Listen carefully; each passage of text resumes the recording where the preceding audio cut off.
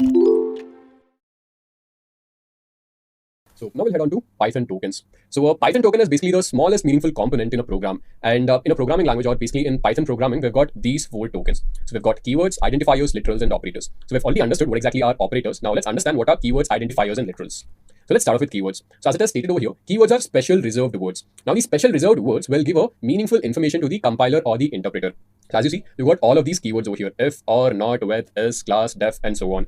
So when you type in this keyword, the Python interpreter or the compiler will treat this as a special reserved word, and it knows that it performs a special function. Now, another thing to keep in mind is you cannot have a variable name or a function name or a class name to be a keyword, because this will cause an error. So as I've already told you, keywords are special reserved words, and obviously you can't use these special reserved words as the names of variables. So let me just go to Jupyter Notebook and show you some of these keywords.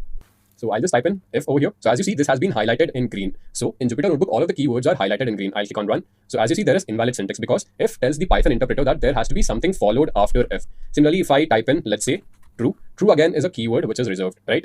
Now I'll follow it with def. So as you see over here, this would actually create a function, but then again, this has to be followed with a function name. So Python interpreter is treating this as a special keyword, and it has to be followed with something else. So the next set of tokens are identifiers. So identifiers are names used for variables, functions, or objects.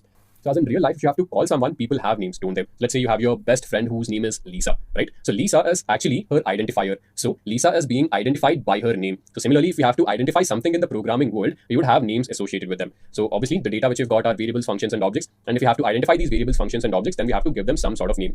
And these are the rules which you have to follow when giving a name to these variables.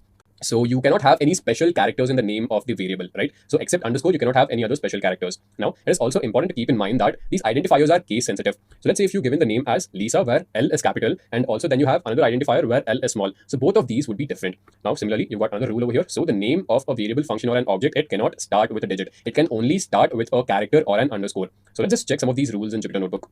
So let me create a variable with the name, let's say, I'll give it Lisa, where L is capital, and I will store I am Lisa. Now I will have another variable with the name Lisa where L is not capital, and I'll store, let's say, I am L.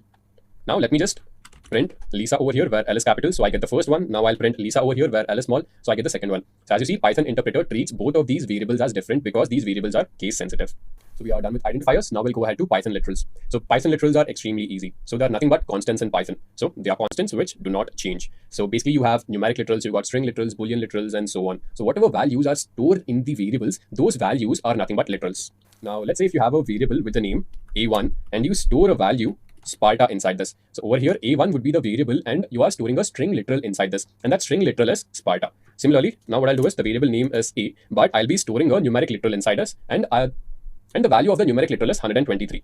After this, I'll again give it a variable with the name A1 and I'll store a Boolean literal. So the value of Boolean literal would be true, right? So as you see over here, literals are nothing but constants and these are values which go inside variables.